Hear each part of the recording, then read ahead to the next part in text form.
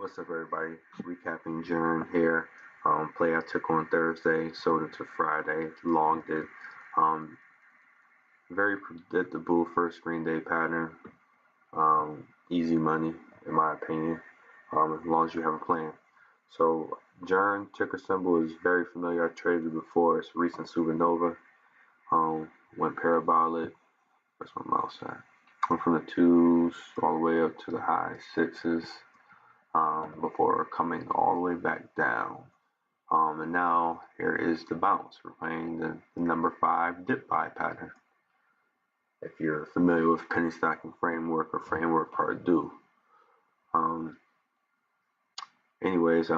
just looking at the overall chart, daily, you can see it has some support over here in the low threes, which is really where it's bouncing off of, the low to mid threes. But first green day pattern, plenty of opportunities to buy GERN at various points throughout the day. Whether if you like to buy breakouts or if you like to buy on the dip. Let's look over them. All right, I want this out the way. So it's really important to do your research if you're not familiar with the stock. GERN, I already knew it's a biotech company. It's a higher float, almost 160 million. Recent supernova, as I said earlier. It had higher than average volume. Let's go back to the daily real quick. It was trading about 15 to 17 million on these 2 days, as opposed to 5 to 8 million in the recent weeks. So always keep an eye on your volume. Always take a look at your float. It had news, but the news came out after the spike. So, in my opinion, the news was weak. So I knew that the spike was going to be short-lived. And usually, if you follow the penny stocking framework patterns, the spikes can only last about a day or two before fading back off, which seems to be doing now. There's actually a good short opportunity as well, but let's go for the longs. All right, so if you were following GERN prior to the initial run up, it was trading in a channel, which eventually led to a breakout over the 342 area, I believe, right here, from right here. So you could have bought this breakout, sold into the run up for easy profits, predictable breakout. Important to know, the red candles. Red candles are important, just as green candles are. So GERN held a low of 361 after its initial spike, before continuing on to the 380s.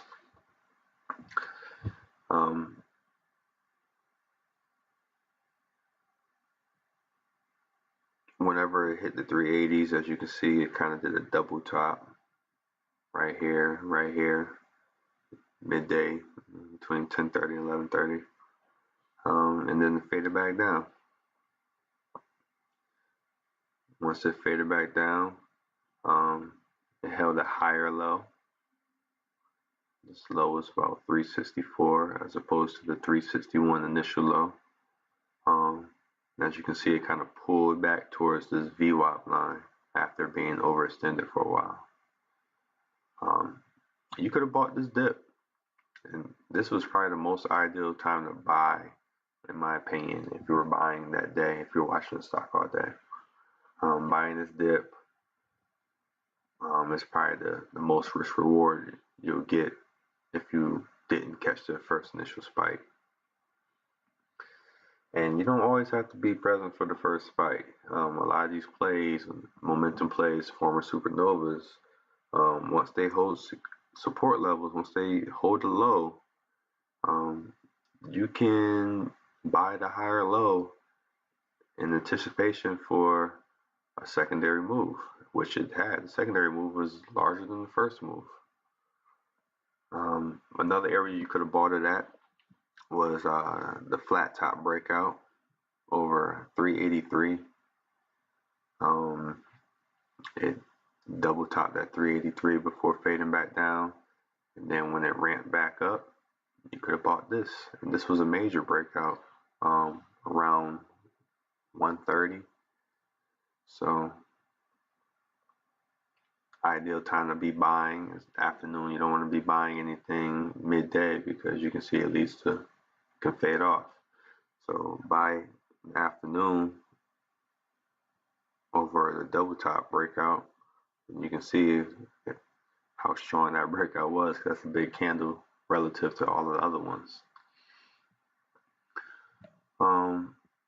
And once you bought this breakout here, it confirms right here.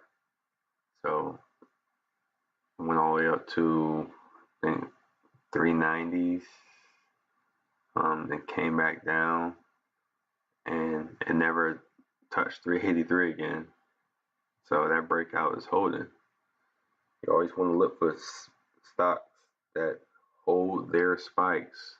A lot of people buy stocks that spike in the morning and then it loses 50, 75% of its gains, and you look to dip buy those. You don't dip buy those. Those aren't strong. Those don't look promising. If they don't look promising to one person, they're not going to look promising to a lot of people. And if you're longing stocks, you have to have volume. You got to have other buyers there. And if it's not going to attract other buyers, then other buyers won't buy it. Here's where I got in. I got in late day. I didn't catch GERN until after 3:30. It had spiked all the way up to the high mid fours, not mid fours, 417, I believe it was. Came down, tried to spike up again, couldn't break that. Actually held a higher or a lower high. And I was watching this dip because this was a very convincing first green day, and even if it's selling off a bit in the day, that's fine. People don't like holding the bags overnight. I don't mind. So these are just people, in my opinion, these were just people taking their profits from this run up and this run up right here. And I'm pretty fine with that because once they all took their profits, you see the stock couldn't get any lower. Here's where I actually had my entry. And it was on at 398. It held a double bottom at 398. I got in at 399. So once I saw that, hey, people are taking profits, it's dipping, made a bottom. Okay, let's see how low it's going to go before the close. Is it gonna panic sell right at the close, or is it going to hold it? And I thought it can hold it. I thought it can hold it and get back over 4. So I bought right here in this candle at 399 for the gap up. And looking back, you can see it had a lot of support in the 390s.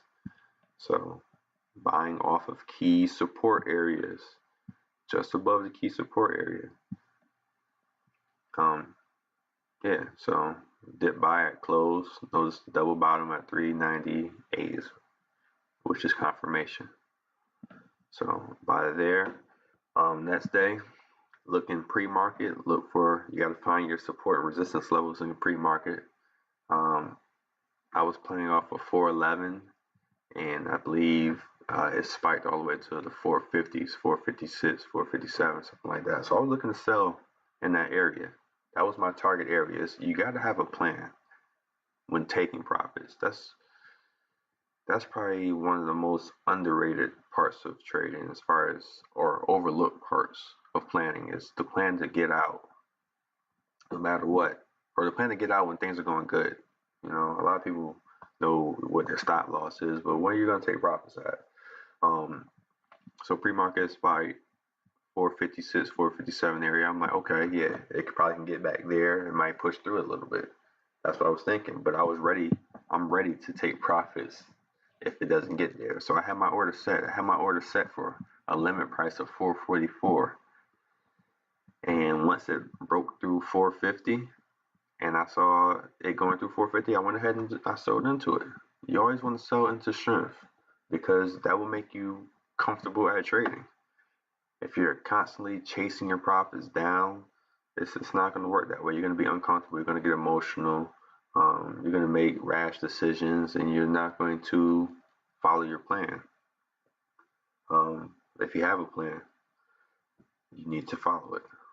So, selling to strength, use pre-market to identify support and resistance areas. I sold 459 from 399 for a 13% winner. Also, it was a good short. A lot of people like shorting failed morning spikes, and this was one.